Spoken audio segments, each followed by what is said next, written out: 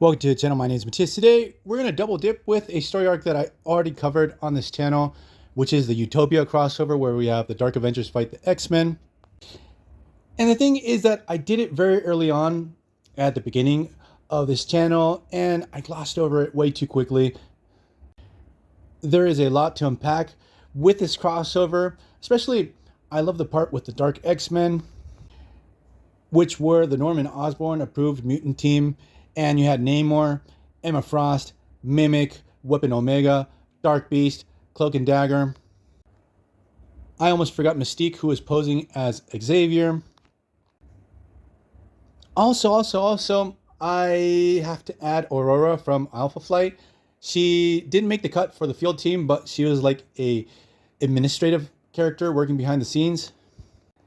The thing is that today we're going to focus on Namor and his transition from being the King of Atlantis and being a character that you would see more on the Fantastic Four side of the Marvel Universe or with the Avengers.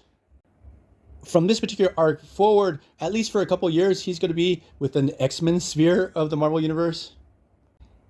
And in a very interesting way, he's going to sort of redefine himself as a mutant. He's going to be on the Dark X-Men. Later on, he's going to be part of the Extinction Squad.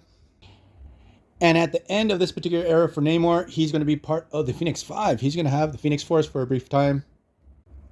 But here we're going to see what motivated him to join the Dark X-Men in the first place. So we're going to cover Dark X-Men, the beginning, issues 1 and 2. So the issue actually starts off, we have Norman Osborn. He's addressing Namor, who has already gone on his first mission with the Dark X-Men. Namor, during this time, he was part of Norman's Dark Cabal, like the anti-Illuminati that he had formed, who also had Emma Frost, Loki, the Hood, Doctor Doom. And prior to this particular era of Marvel, during Iron Man and the superhero registration, the surface world had gone to war against Atlantis and it was destroyed. And basically, Namor is without a kingdom, and the Atlanteans have dispersed all across the world. Even some Atlanteans seemingly have gone through some type of body modification, and they're living on the surface world. So during this time, Namor actually sought refuge in Latveria, and he was very tight with Doctor Doom.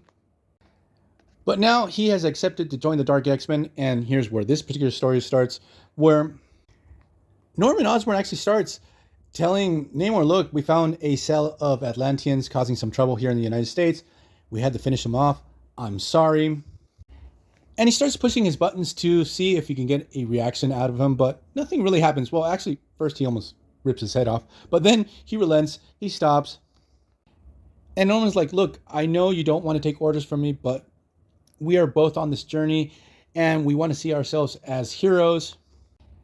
Which is super interesting to see from Norman's side, that he views himself as a hero, as a good guy, at least during this time. But the thing is that Norman's really trying to get out of Namor. Why the hell did he join this X-Men squad? Why is he aligning himself with the mutants at this moment? And then we jump to the second issue where we have sort of the same situation where Emma Frost is trying to see why Namor is redefining himself as a mutant during this time. A man that has lost his kingdom. And when she starts prying into his mind, she discovers like he has a very low opinion on mutants in general. Now, as the story progresses, and obviously the writer to this whole crossover does not want to spoil what's really going on with Namor yet, it is hinted very strongly that Namor is basically just doing this because he really wants to bang Emma Frost. Obviously, the guy has an obsession with blondes, and this is going to be like a big part of what's going to happen with Namor while he's with the X-Men. And this will actually end the relationship between Cyclops and Emma Frost at the end of the AVX crossover. The guy's going to play the long game. He's one of those really questionable dudes that he's going to hit on your girlfriend right in front of you. Now, spoilers for the crossover itself. What's going to happen with Namor is that at the end of the story, the X-Men are going to refloat Asteroid M and create an island out of it. And it's going to become Utopia. And under this island, they're going to create this refuge for as many Atlanteans as possible. So Namor is going to create like this temporary refuge for all the Atlanteans that want to reform his kingdom. It's going to be a pretty interesting time for the character. So we're going to leave this video here. I hope you guys liked it. See you guys next time. Bye.